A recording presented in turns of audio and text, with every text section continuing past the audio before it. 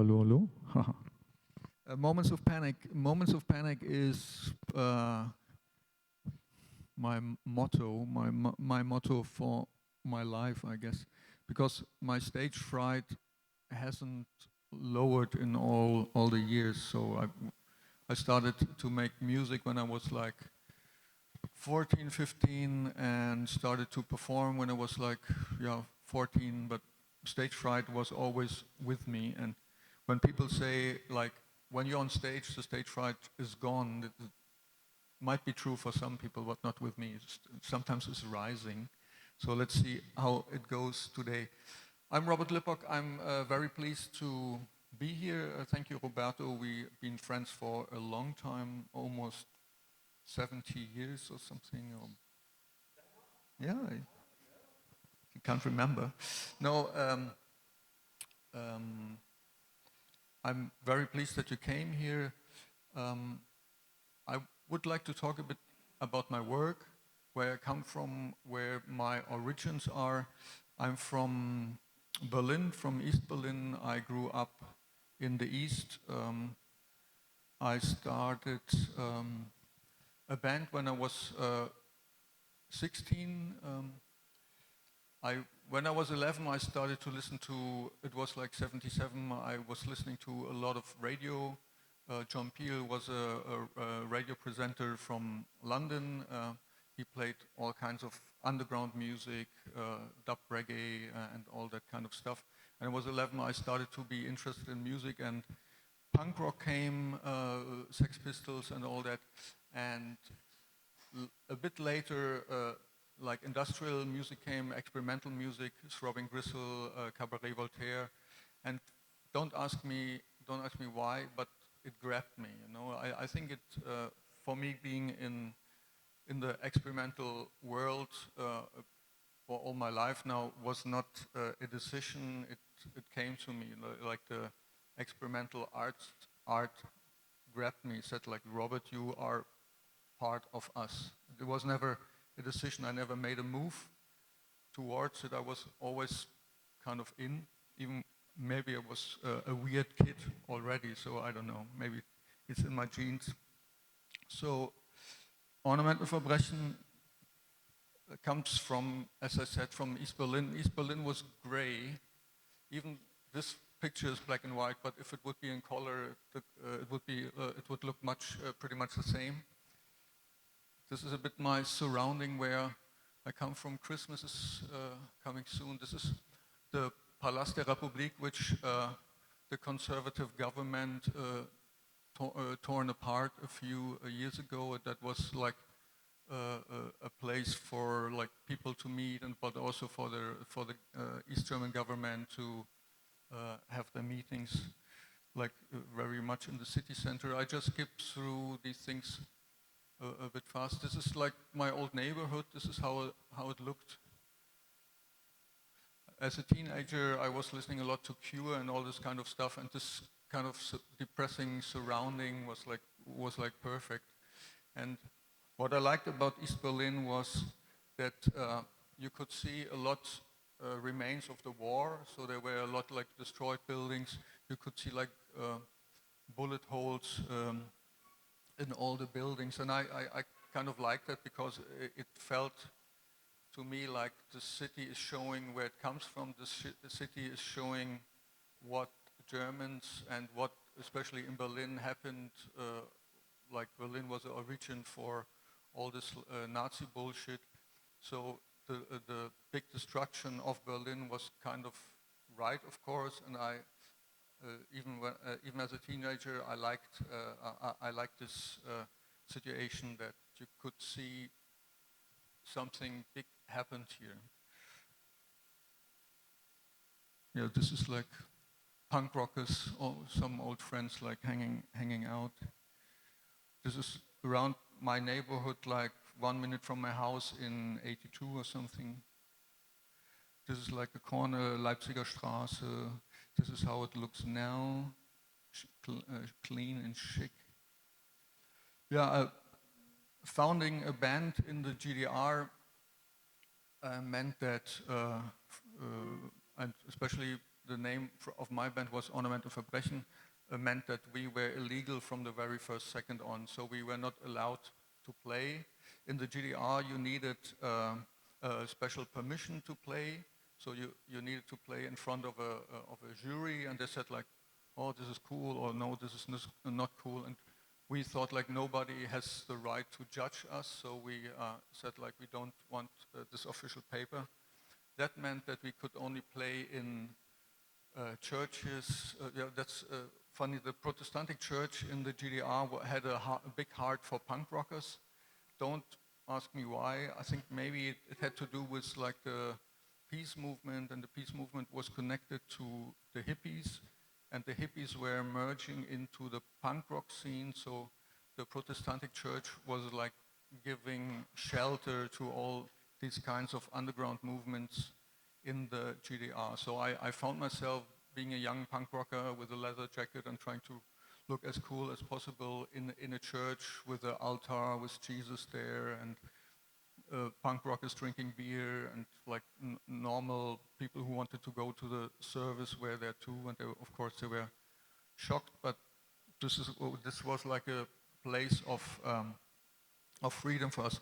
Here I just grabbed a random picture I found in the net. Of course, we got controlled by the police like all the time, and I was like once at Alexanderplatz, and I walked there, and there were two men like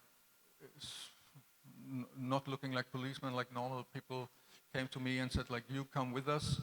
And like 1 minute later, I was in the secret questioning room close to Alexanderplatz, and I was like 16, and they asked me like for 4 hours, they asked me questions. Why do I look like that? Where I'm from? And what do I want? Who do I know? So this constant struggle with the government, with the secret police, with the police was part of my youth. But of course, oh, this is me singing. I was kind of singing when I was young. I was shy, but also I gave a fuck. This is me singing too. Yeah, a party in a concert, like half legal, half illegal concert in the GDR. We tried to release tapes. There was no way of like making records or anything, so we released like tapes in maybe 20 copies or 30 copies, and basically they were for free. We gave them to friends and to people we know, and they were circulating inside the scene. Yeah, that's pretty much how the people looked. So it was a mix of like people with long beards, hippies, and kind of writers, punk rockers, all kinds of mixed audience. Who is like, what are the students? They're the designers, they're like design objects and stuff, and all that kind of, okay.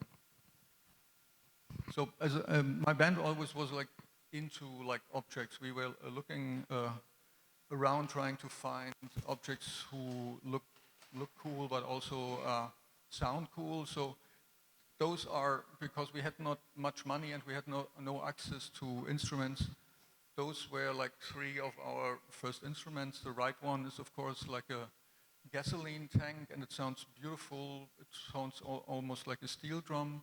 You have like different kinds of zones here, you could play it.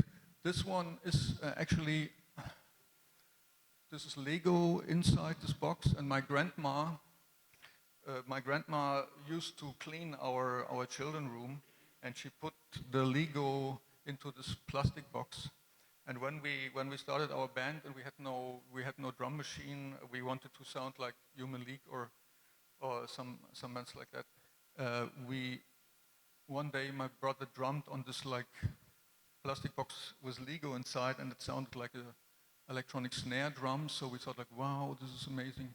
Let's use this. On the left side, this is an exhaust of a motorcycle, and I made a saxophone out of it. which is of course very unhealthy to play. So maybe I will die of cancer or something, but I tell you in a few years. That's another, that's something for you. It's a clarinet made out of a Gartenschlauch, how you call it? Oh, yeah. Exactly. A drum machine, which gave my father to me, because in every East German company you had a band, and the band from my father's company, they quit. So one day my father came home with his East German Trabi car full of instruments, bass guitar, amps, and one was this drum machine, and we still have it, and it's still working. This is my brother and me using a fog machine for inhaling. We do that sometimes. I love fog. Actually, I should have a fog machine here. This is at Villa Massimo, like 2012 or something. I'm jumping. I make a big jump now to start to talk about like projects I do. I will, because my brain is like that. I never can really focus. I don't know why this is. When I was like in my 20s, I done all kinds of things. I done music. I made art. I'm a trained shoemaker. When I was 16, I started to work for the biggest opera house in East Germany, and had a training to be like a professional shoemaker for theater. Later on, I studied stage design, but I never found a direction. And when I was like 30, so pretty late, I said to myself, like, fuck it, I do everything I want. I don't need to focus. Or being focused is not something I'm good at in it. So why should I torture myself being in one part? So from that time on, I was much more relaxed, like jumping from music to costume design and to all kinds of things. And what I show you now is a little part from a show with my friend Lucas Gutierrez. He is a product designer and digital artist from Argentina. He lives in Berlin. And we done a full dome show together. And maybe it's shown here.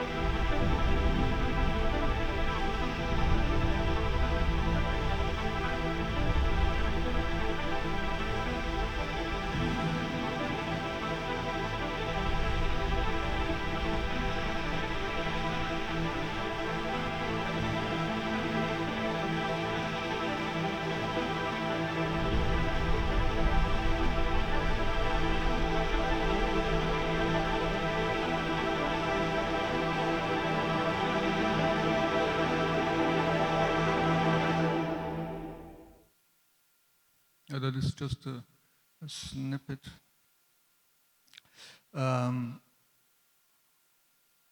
Carrying on with Lucas, I always been interested in architecture.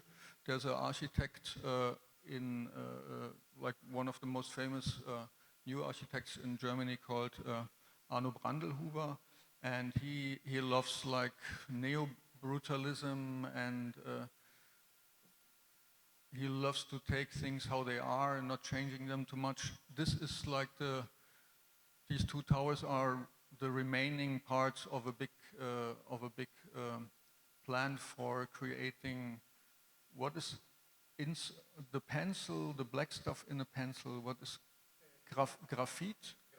Yeah, that was like a graphite factory for electricity plants. and those, they couldn't demolish that because they are too thick, there's too much concrete, so they just left them there, the company, and Arno Brandlhuber thought like, this is cool, I make my office inside. And before he built his office inside, he was like doing a scan. On the right side there's a scan he done with a drone, so he sent a drone through the whole building and made a 3D scan from it. And is it? Yeah, and this is like something I done again with Lucas together to visualize the scan.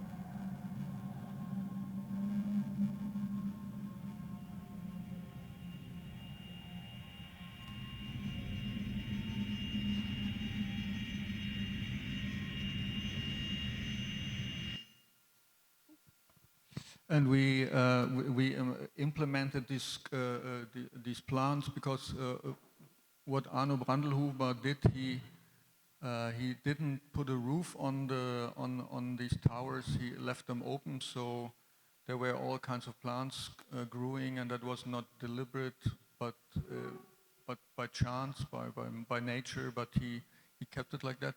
So we, as my brain jumps from one thing to the other, we jump into my living or my workspace. This is how I live in Berlin, a typical room,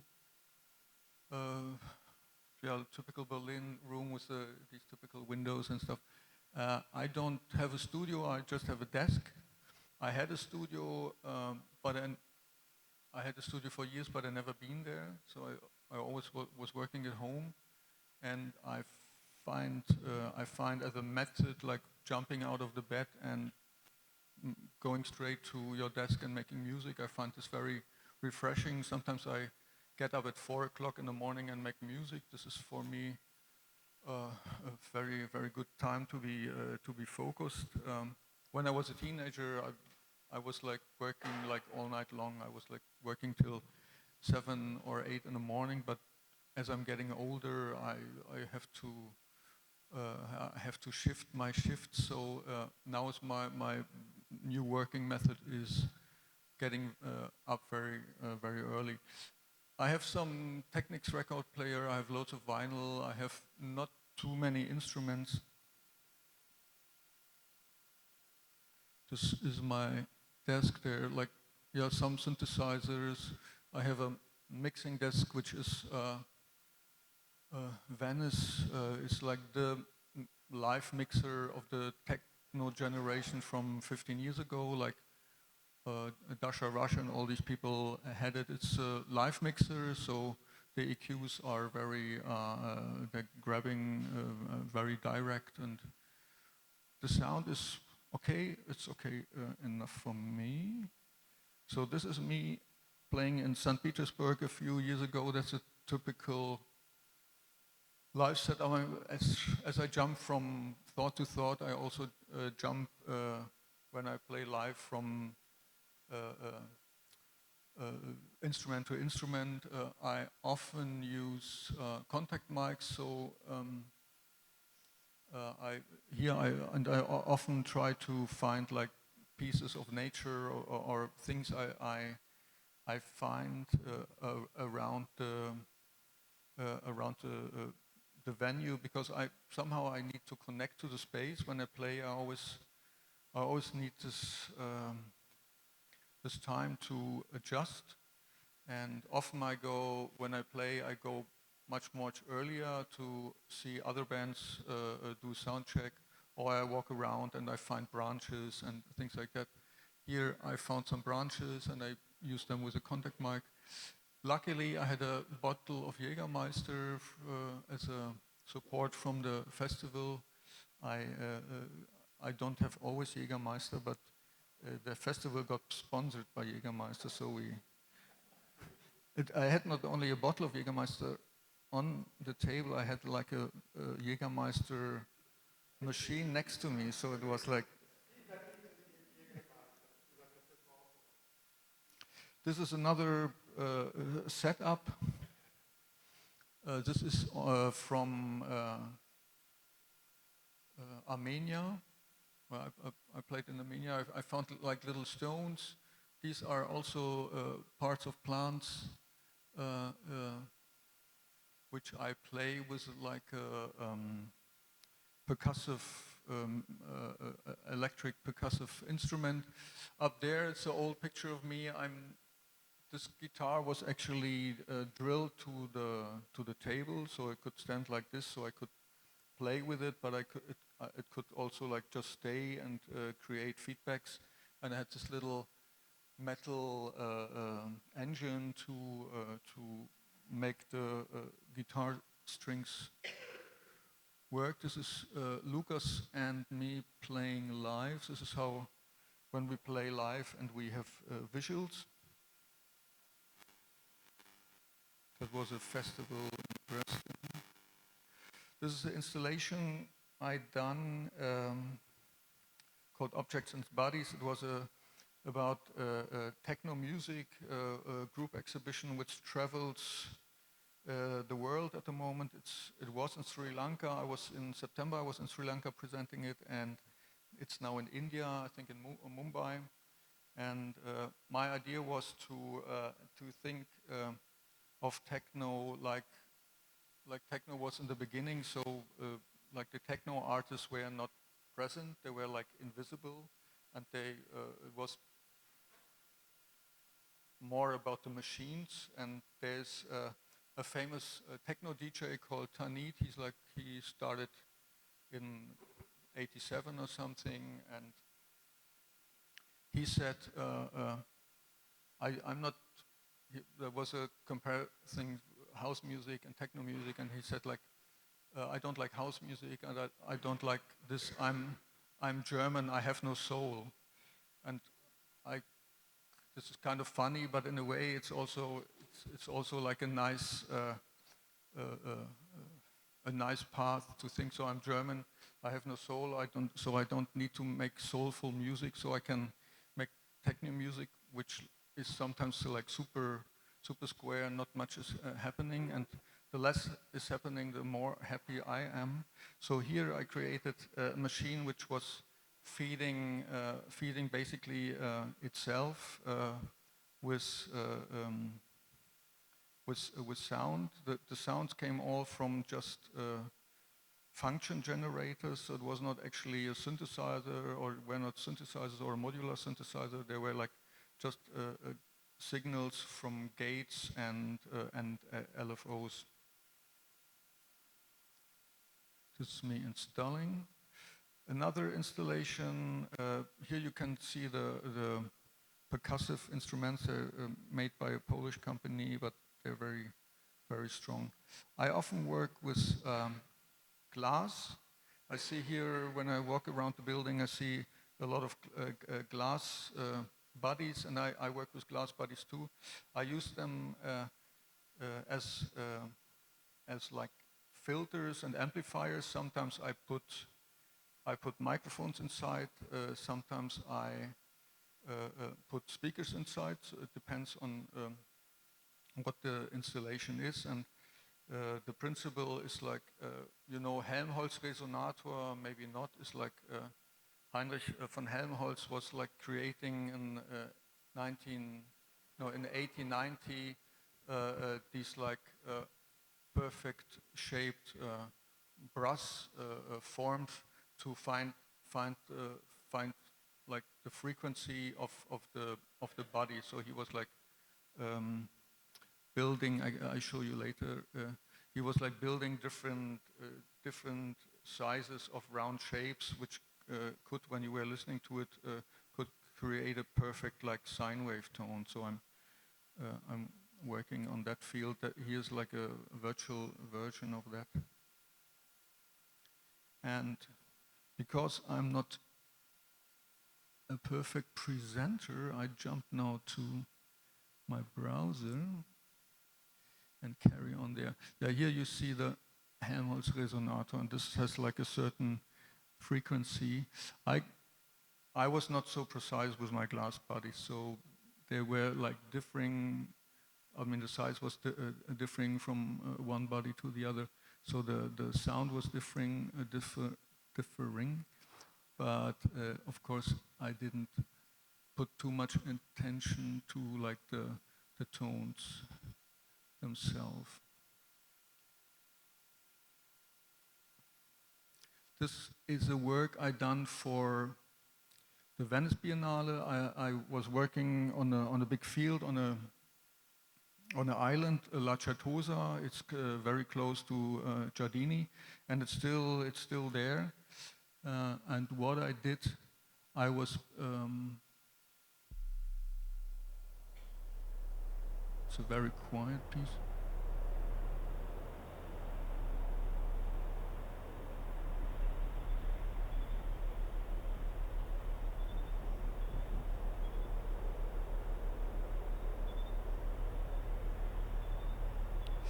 I buried speakers in the ground, and I was listening to the surrounding of the island, and I was listening to all the boats and all the big ships passing the island, and I took the bass frequencies of the boats and put them on the island. So when you walk through the field, you hear it's like this constant humming, and you lose like the perception of where you are. Are you on the island or outside the island? And this is a field like it was. There's a ruin. There's Venice in the back.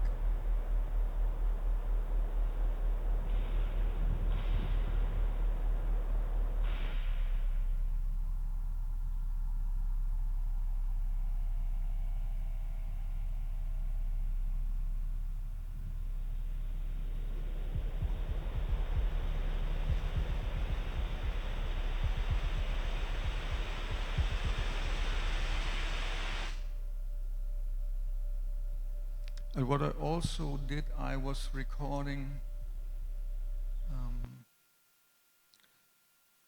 Do you know the German pavilion at the Venice Biennale?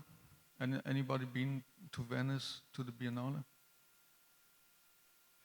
It's a fucking Nazi building, so there's a big Germania on top, and it was built in the 30s, and it had a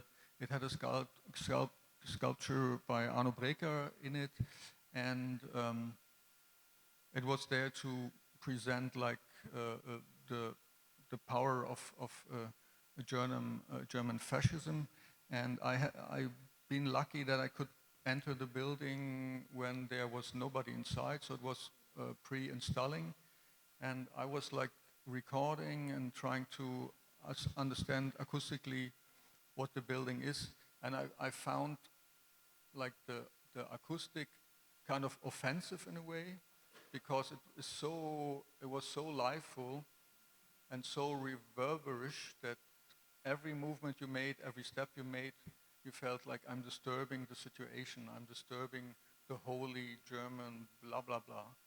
So I was recording this and then I made like some little like micro performances, like throwing things on the floor, and I record those things, and then I transferred that onto the island. So this is like connected to the bass frequencies I played, and the white things you see, there are reflectors. And I worked with a 3D printing workshop together in Germany, and we tried to find the perfect shape to reflect the bass frequencies. And the speakers are underground. They're built for that. They're like 50 centimeters underground, and I wanted that the whole field is like filled with bass frequencies, and I only later found out that it was working really well. We one night we made a private party and we left all installations on the island, and I could hear the bass frequencies like all over the island, from the place where it's installed to the very edges of the island. So it was the field is like 9,000 square meters, and the sonic field is much bigger than I was expecting.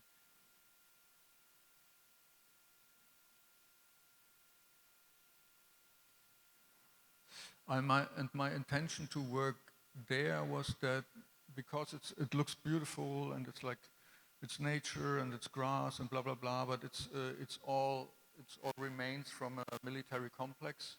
So you see like little parts of forest and little like mountains and things, but this looks like idyllic, almost romantic, but they're all like parts of like First World War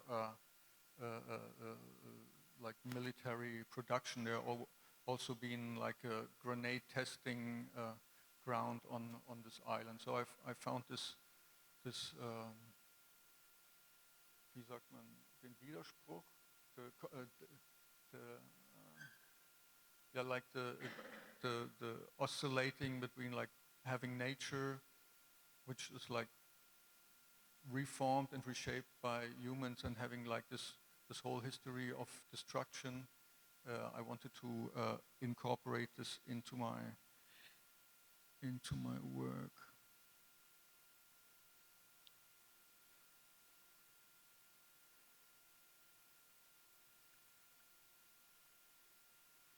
What is Dance is a piece I done in 2017. I'm always looking for natural things. So when I'm abroad, I always like have a knife with me or a cutter and like find branches and take parts of plants. And here I was using a different kind of percussion instruments, and I was using like computer-controlled engines to make those plastic foils rotating, because the idea in this piece was to make a version of Henry Purcell's Fairy Queen, but I wanted to reduce because in the Fairy Queen in the opera there are some dance pieces, and I wanted to reduce the movements of the dances to pure rotation. So I was translating the old drawings of the scores of the dances to like simple movements and transferred them into these kind of shapes. Yeah, the air is very dry here. This is a piece I done for Iglian Radic, this a very famous electronic composer. I tried to create a room where people could actually like recreate her music by like simple gestures. I had a modular synthesizer on the floor. I had like symbols attached to the wall, which you could play.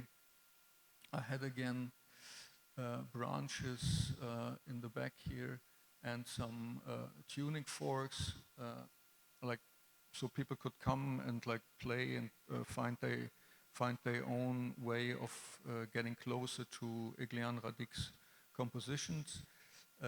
These rooms, I had like 2 rooms for the exhibition or for the installation.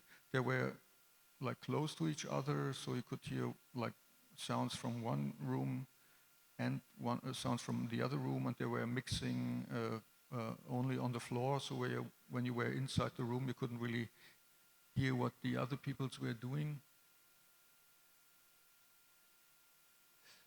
Sometimes I work for theater, and I done the stage design for Tosca. And the idea was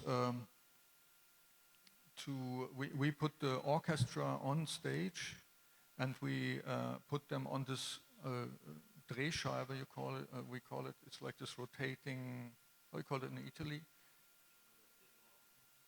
Yeah, Gino. Yeah, exactly.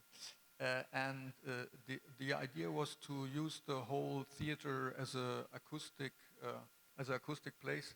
So what we did was we put the orchestra in a box which was open to one side, and we could like move the whole orchestra. So when the orchestra was on the side, the sound was different, and in some scenes we turned the orchestra with the opening to the back. So you could hear only the early reflections of the instrument, and that had a huge impact on the sound. So we had a very intimate situation that there was one singer in the front, and you had like this. Of course, the music was not completely deconstructed, but you could hear especially the high frequencies, the strings and the harps, and the percussive instruments only from the back of the theater as a reflection. And especially in this theater, the background is like round, so you had these early reflections were like going all over the place.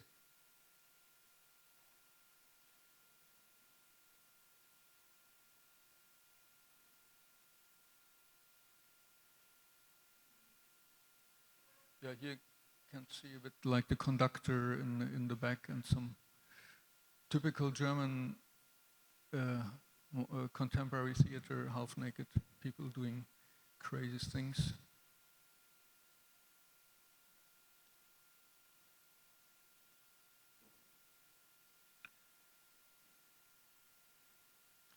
There's another opera piece. This is this one. Here again, we were using the whole like theater as like a acoustic space. We had the idea. It was Horace by Georg Friedrich Händel, like Baroque opera, and we had the idea to put the orchestra again on stage to have like a direct mix from the singers or from the orchestra to the singers to the audience. The special thing here was that we had a movable roof, a wooden roof, so we could like control the reflections in the room, especially on the ground floor where the audience were. So in the opera we could like slightly move the roof, and you could like listen, or you could experience like a different sound again, especially of course for like the high frequencies, strings and harps and all those kinds of things. So we're always working like with a projection like this. There was like a real-time, real-size projection on some cardboard. Very German again, like very rough stage design and brutal and dark as we like it.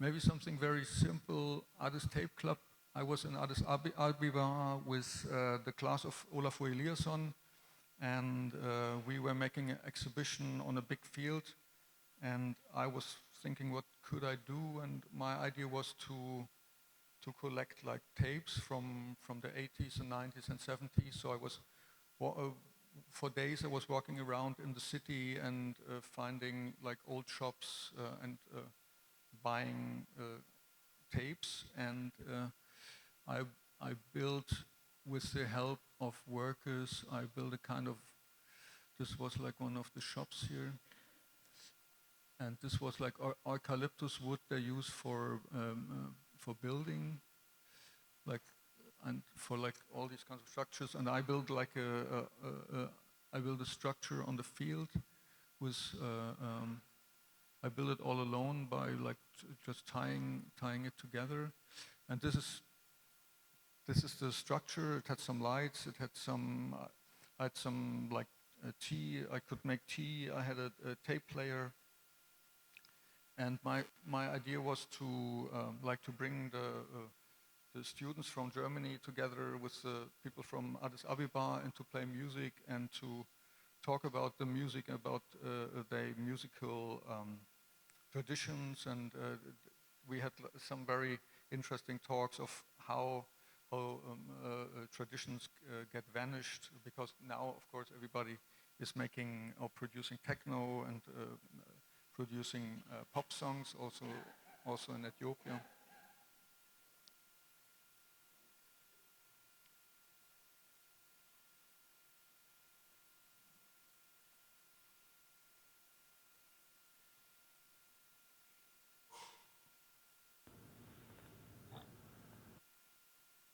Ooh, I'm jumping.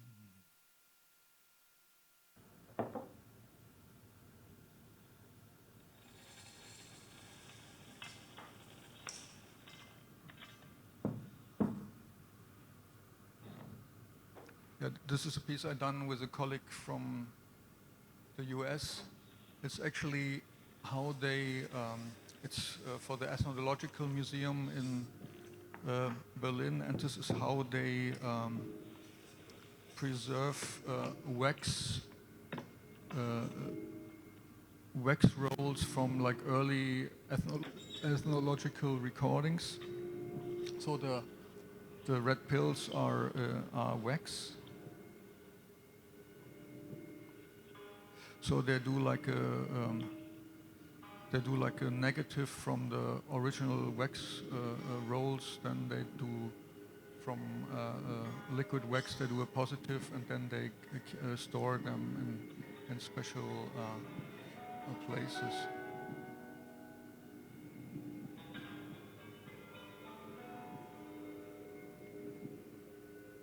And what they do at the moment at the Ethnological Museum, they are digitalizing all the films, and they digitalizing also all the music. And they have all kinds of different wax players there, and this is like a form for the wax rolls.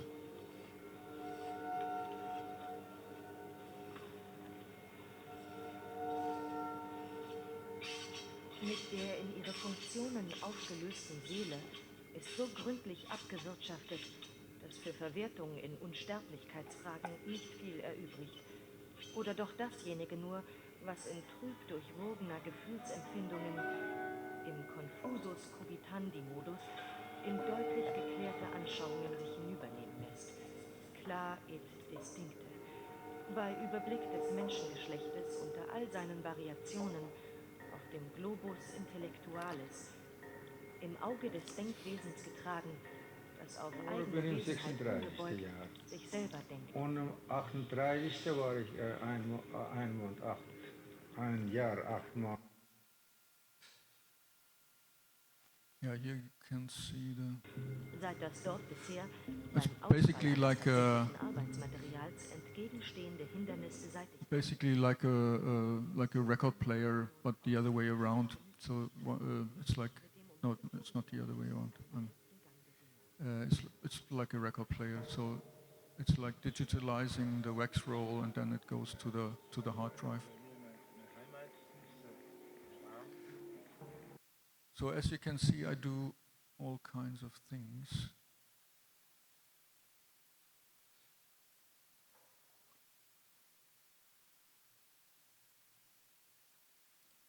And this could be already like around, I work a lot for dance theater. I love dance theater because dancers are the most amazing people in the world for me.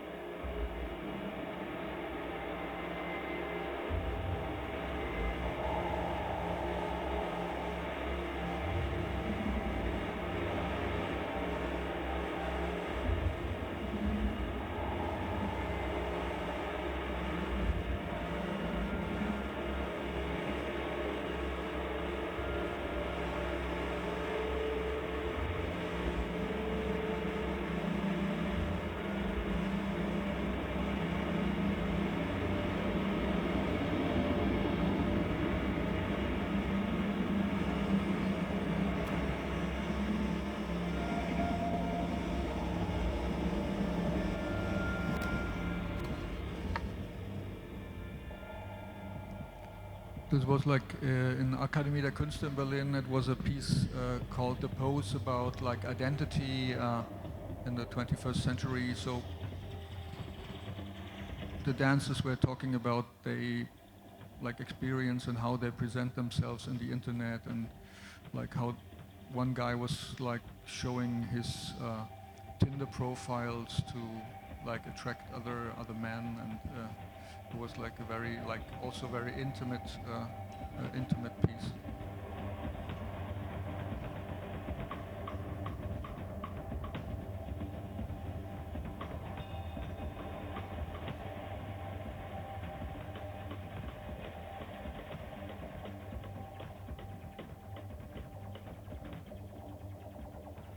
It's a very international group of dancers from like South America to South Africa to Scandinavia, and so I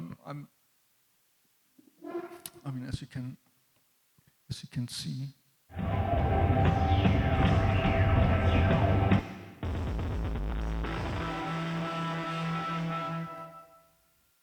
I'm jumping, and I will jump after this talk. I will jump to something else. So I'm like floating to my creative output. You know, I'm often, because people know I'm doing all kinds of things.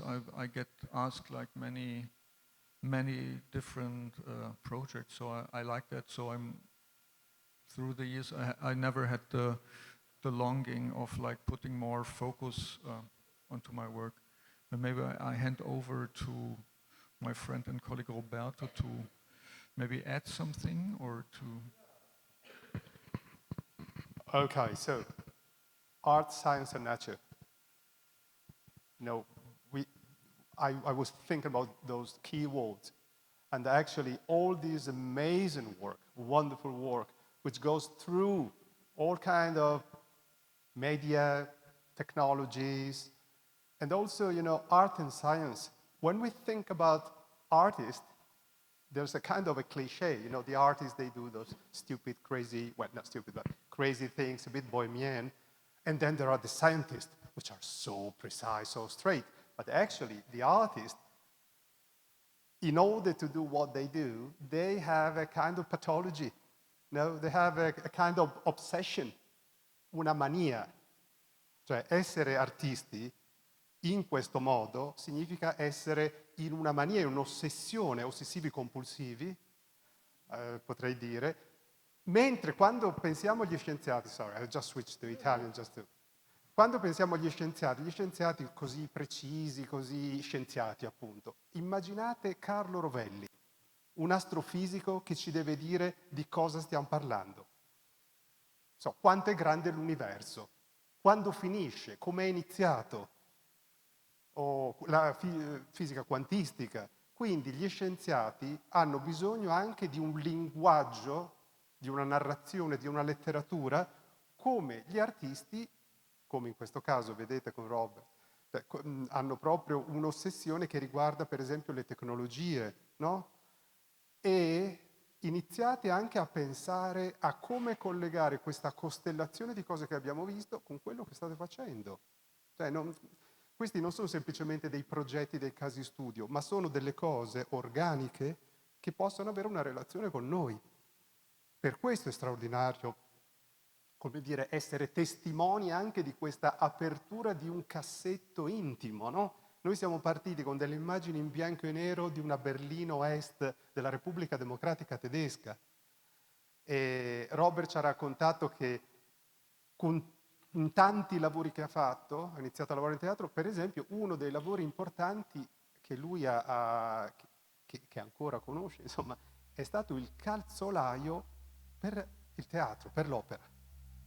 Allora, immaginate che tutte queste sue formazioni sono servite ad arrivare ad oggi, al 6 di novembre 2024. No? Quindi questa costellazione di opere sono il risultato di tante vite, no? Di una pluralità anche di vite, che invece di entrare in conflitto, obbligandoci a scegliere, come dice Robert, io ho sempre voluto essere dappertutto, muovermi tra territori diversi, e lui è riuscito a farlo magnificamente. Ma tutto questo non è legato semplicemente a una scuola che dà una direzione, ma alla, diciamo, propria individualità, al proprio desiderio di collegare le parti.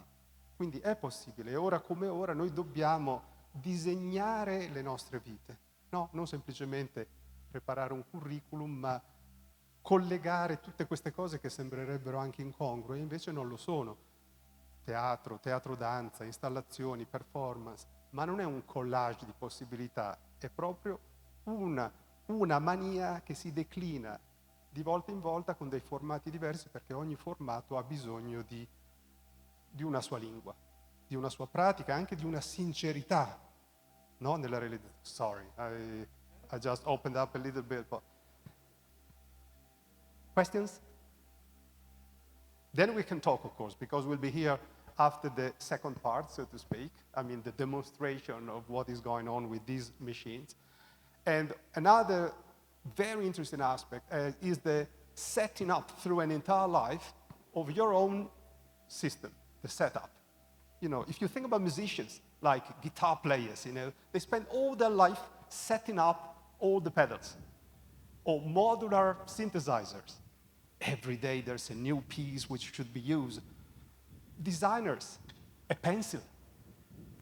A pencil like, you know, like whatever fantastic, which could make possible to do things, and so on, technologies. But also, there's a very beautiful aspect of this work, is the relationship with, not just with the main, so-called main centers, you know, like Berlin, London, whatever, Paris, but Addis Ababa, Ethiopia, or Robert worked a lot also in Georgia, in Armenia, those forgotten places which are so interesting, so exciting, and they give you the floor. No. Yeah, but talking about setup and cables, there was a professional bicycle racer, and he got a depression and he couldn't touch his bicycle anymore. So because he was so depressed that he couldn't touch his tools. And sometimes when I do too much, I can't touch cables anymore. It's like when I grab in my back and there are cables, I'm like, oh my God, this is disgusting. But this phase is over for a while, so I'm happy to have all these cables here. The one thing I shortly want to say, I had a stopover in Munich because the Deutsche Bahn, the German train company, fucked it up again, and I had 6 hours there, and I saw an exhibition, Surrealism and Anti-Fascism, and it shows how surrealist artists were fighting against fascism, and it was like super touching, and there were like people risking their lives, you know, like there were two artists on Jersey Island when it got occupied by the Nazis, and they were actually drawing little papers against the Nazis, and were handing it out to the people there, and they called this like paper bullets, and it reminded me that like making art and doing all kinds of crazy things and all kinds of objects and creating all kinds of things is something, but the social arts aspect of art and what political environment you act and what kind of responsibility to have for yourself but also for the others is very important. And I don't want to talk about Italy. I don't know enough. I don't want to talk about the US, but in Germany things are getting pretty worse, and the right-wing movement, and also not only the right-wing movement, but also like the extreme like militant right-wing movement is like rising, and it's like on us to do something against it, and we have to see how radical we have to be actually to do something against it. One aspect about what we did is everything we design on and on is political. There's no way to escape. Every action, the fact that we are here today, this is a political act. What? Even if it doesn't look like it. So that's why it's really important to think about our actions and the way we create temporary or permanent whatever community. I mean, we shouldn't forget the fun aspect of it, but fighting Nazis and having fun is no contradiction, I would say. We can, of course. Yeah. This machine kills fascists.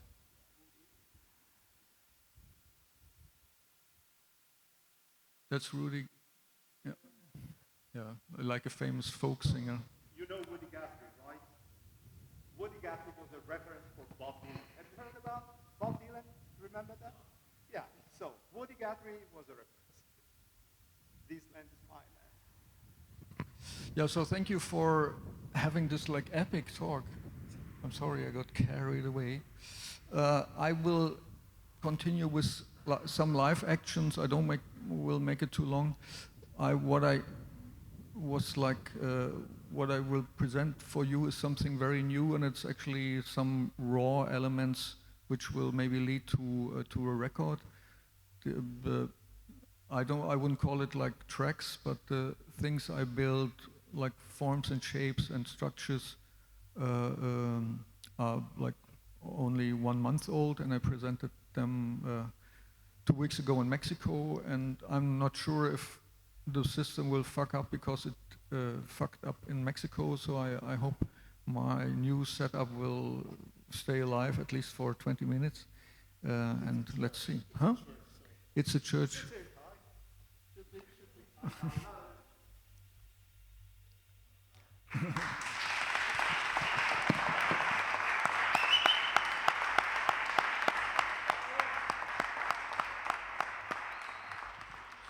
And I think you want to change the...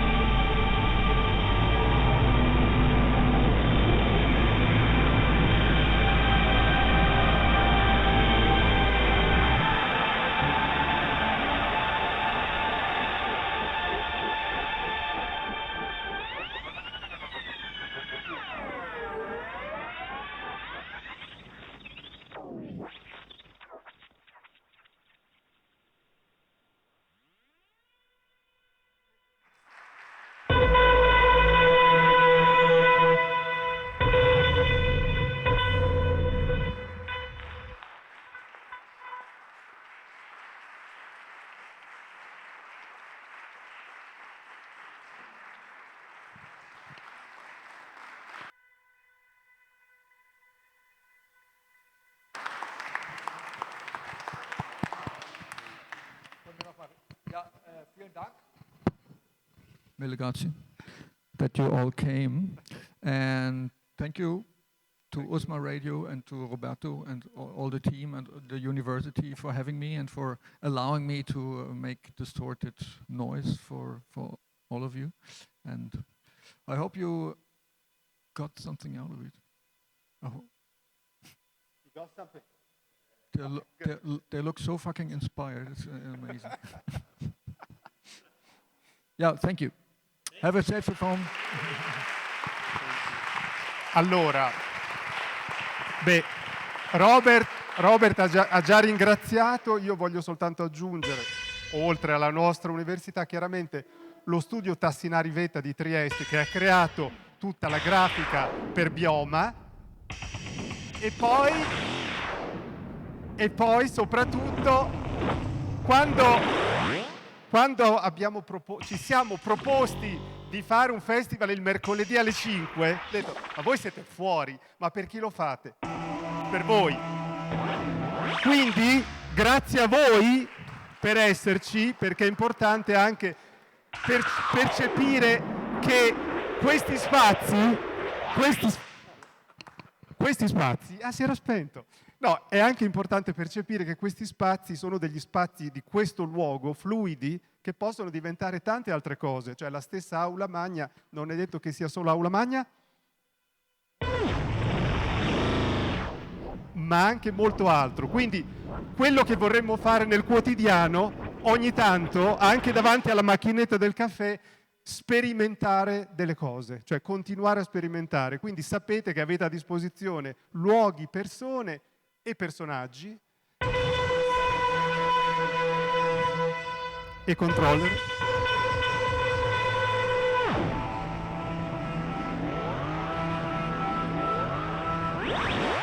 che sono con noi. Grazie.